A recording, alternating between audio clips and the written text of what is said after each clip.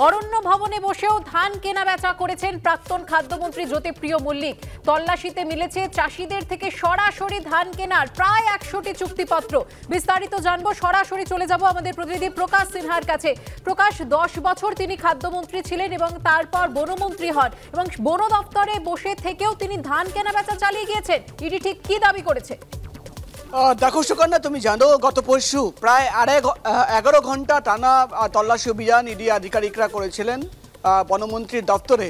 এবং গতকাল যে বিস্ফোরক দাবি ইডি তরফে করা হয় যে সেই দপ্তর থেকেই কিন্তু একাধিক গুরুত্বপূর্ণ নথি তারা বাজেয়াপ্ত করেছেন। 10 কোটি টাকার এফডি এবং এলআরসি ডকুমেন্ট তারা বাজেয়াপ্ত করেছেন, 800টি ব্ল্যাঙ্ক ব্যাকডেটেড স্ট্যাম্প পেপার। কিন্তু যে নতুন চাঞ্চল্যকর তথ্য আমরা ইডি সূত্র মারফত জানতে পারছি যে তারা কিন্তু সেই অফিসে একটা ড্রয়ার খোলার পর চমকে ওঠেন। সেখানে কি পাওয়া যায়? সেখানে পাওয়া যায় জ্যোতিপ্রিয় মল্লিকের সঙ্গে একাধিক চাষি, রাজ্যের একাধিক এলাকার একাধিক চাষি, প্রায় 100টি চুক্তিপত্র। এই চুক্তিপত্রে কি রয়েছে? ইডি সূত্রের খবর, এই চুক্তিপত্রে দেখা যাচ্ছে, যেটা দেখে তারা কিন্তু হতবাক। তারা দেখছেন যে জ্যোতিপ্রিয় মল্লিক, যিনি প্রাক্তন খাদ্যমন্ত্রী, তিনি কিন্তু চাষিদের সঙ্গে চুক্তি করে বসে রয়েছেন এবং সেই চুক্তিপত্র সেখানে রাখা ছিল। কি চুক্তি?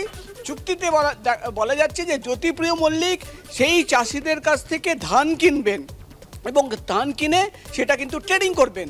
এখানেই কিন্তু তদন্তকারী অফিসারদের ভাবাচ্ছে এই চুক্তিপত্র যে প্রাক্তন খাদ্যমন্ত্রী, তিনি নিজেই মন্ত্রী, তিনি চাষিদের সঙ্গে চুক্তি করছেন যে তিনিই ধান কিনবেন। পুরোটাই কি কোনো একটা কনস্পিরেসি ছিল? এখানেই ইডি আধিকারিকরা সন্দেহ করছেন যে পুরোটাই কাগজে ব্ল্যাক মানি হোয়াইট করার জন্য এটা করা হয়েছিল।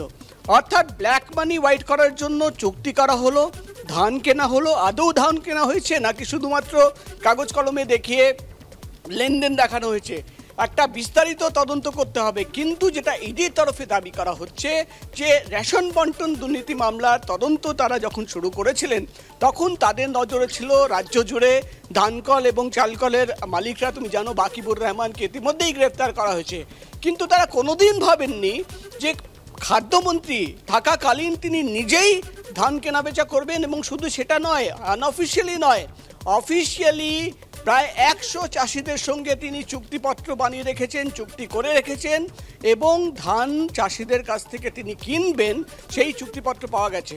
ইডি আধিকারিকরা জানাচ্ছেন সেই চুক্তিপত্রে যাদের যাদের নাম রয়েছে, যে চাষিদের নাম রয়েছে, কৃষকদের নাম রয়েছে, তাদের সঙ্গে তারা কথা বলার চেষ্টা করবেন আদৌ তাদের এক্সিস্টেন্স রয়েছে নাকি একটা ফেক ডকুমেন্ট তৈরি করা হলো।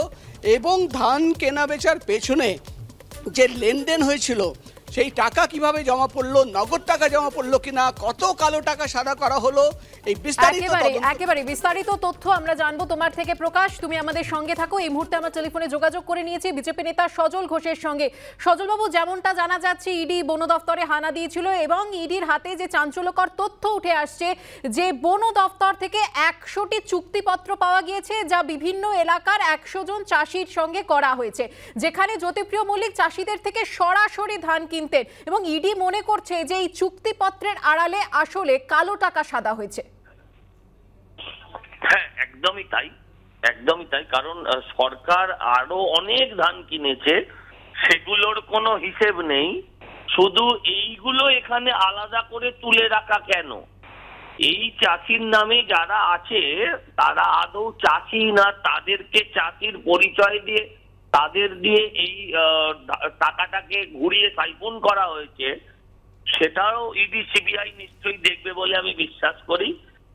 সঙ্গে সঙ্গে আমি ইডিকে আলাদা করে আবেদন করব, আরো একটু পুরনো ফাইলগুলো ঘাটবেন।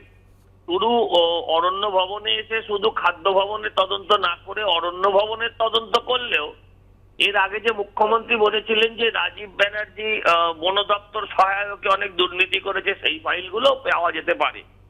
আমার মনে হয় এক ঢিলে দুই পাখি মারা যাবে, একই জায়গায় দাঁড়িয়ে সবগুলো তদন্ত একসাথে করতে পারবে। এটা অত্যন্ত লজ্জার।